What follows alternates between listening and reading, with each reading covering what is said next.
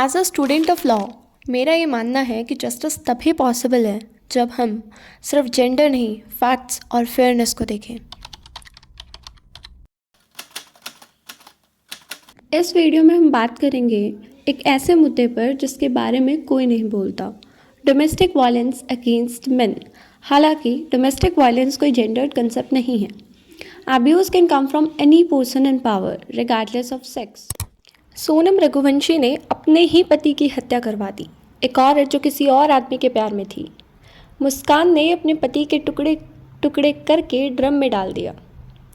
और अतुल सुभाष जैसे हज़ारों मर्द जिन्होंने कानूनी लड़ाई में अपनी ज़िंदगी गंवा दी।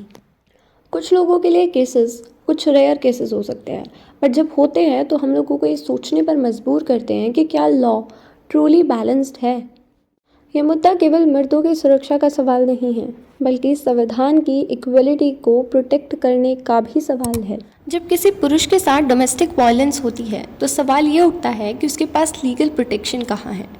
हमारे देश में डोमेस्टिक क्रूएलिटी से जुड़े कई कानून जेंडर स्पेसिफिक हैं और सिर्फ वुमेन सर्वाइवर्स को प्रोटेक्ट करते हैं। यानी कि अगर किसी पुरुष के साथ कुछ गलत होता है तो वो इन लॉज के स्कोप में नहीं आता। इस सेक्शन के तहत अगर एक पति या उसके परिवार वालों ने किसी औरत, स्पेसिफिकली वाइफ, के साथ क्रूएलिटी की हो तो वो एक नॉन बेलेबल कॉग्निजेबल ऑफेंस माना जाता है। लेकिन ये सेक्शन सिर्फ वुमेन के लिए अवेलेबल है। अगर सेम सिचुएशन किसी हस्बैंड के साथ हो तो उसके पास कोई इक्विवेलेंट प्रोटेक्टिव लॉ नहीं है। ये एक सिविल लॉ है जो वुमेन को उनके डोमेस्टिक रिलेशनशिप में प्रोटेक्शन देता है, physical, emotional, sexual, economic abuse के खिलाफ। लेकिन ये लॉ भी जेंडर न्यूट्रल नहीं है। Section 2 clause A of the act clearly कहता है कि एग्रीवेट पर्सन का मतलब है वुमेन। मतलब अगर एक मर्द या LGBTQ individual domestic violence face करे तो वो इस एक्ट के अंडर कंप्लेंट फाइल नहीं कर सकते हैं। ये लॉ बनाया गया था दहेज के खिलाफ, जो बिल्कुल ज़रूरी था।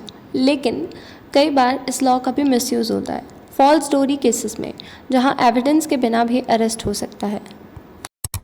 सुप्रीम कोर्ट ऑफ इंडिया ने भी एक्नॉलेज किया है कि सेक्शन 498A का मिसयूज़ एक लीगल टेररिज्म की तरह हो गया है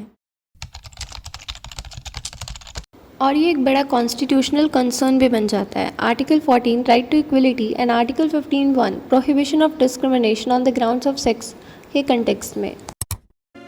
अभी तक ऐसा कोई डेडिकेटेड लॉ नहीं है जो मैरिड मैन को डोमेस्टिक वायलेंस से प्रोटेक्ट करता हो, लेकिन कुछ लिमिटेड ऑप्शंस हैं।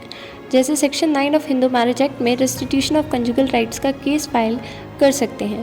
इस सेक्शन 13 में डाइवोर्स ग्राउंड के रूप में क्रूएलिटी को दिखाया जा सकता है।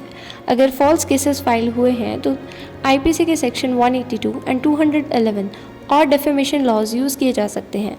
बट ये सब डिफेंसिव रेमेडीज़ हैं, प्रोटेक्टिव रेमेडी अभी भी मिसिंग है। ट्रेडिशनली पुरुष ही घर के कमाने वाले और डिसीजन मेकर होते थे, लेकिन आज ऐसा नहीं है। आज औरतें भी फाइनेंशियली इंडिपेंडेंट और सेल्फ सफिशिएंट है, जो कि बहुत अच्छी बात है। लेकिन कई बार जब वुमेन फाइनेंशियल या इमोशनल पावर गेन करती है तो उसे अपना रिलेशनशिप टॉक्सिक या अनफुलफिलिंग लगने लगता है और कई एक्सट्रीम केसेस में वो पावर का मिसयूज़ करती हैं। हालांकि हर केस में ऐसा नहीं होता है। कई सारे केसेस में एक कॉमन पैटर्न मिला है जहां पर पत्नी ने किसी और से अफेयर डेवलप किया, लेकिन तलाक लेने की बजाय उन्होंने अपने ही पति की हत्या करवा दी। ऐसा इसलिए ताकि उन्हें कोई फाइनेंशियल लॉस ना हो और सोशल स्टिग्मा और कस्टडी से भी बचा जा सके। जब भी कोई सेंसेशनल केस मीडिया में वायरल होता है तो कुछ इमोशनली अनस्टेबल लोग उससे इम्पैक्ट होते हैं। उन्हें लगता है कि अगर दूसरी वुमेन ने ऐसा कर सकती है तो वो भी ऐसा कर सकती हैं। ये एक dangerous social ripple effect create करता है। नेशनल क्राइम रिकॉर्ड्स ब्यूरो में मेल विक्टिम का डाटा रेयरली रिपोर्ट होता है क्योंकि सिस्टम में उनके लिए रिपोर्टिंग मैकेनिज्म्स ही प्रॉपर नहीं है। लेकिन प्राइवेटली कंडक्टेड सर्वेज जैसे save India family foundation SIFF कहते हैं कि 30 to 40% married man emotional, psychological या फाइनेंशियल अब्यूज़ फेस करते हैं और उनमें से कई सारे लोग फॉल्स लीगल केसेस का सामना करते हैं। फेमिनिज्म का असली मतलब ये नहीं कि हम सिर्फ एक जेंडर के लिए लड़ें। फेमिनिज्म का मतलब है जब भी किसी के साथ अन्याय हो हम उसके लिए आवाज़ उठाएं।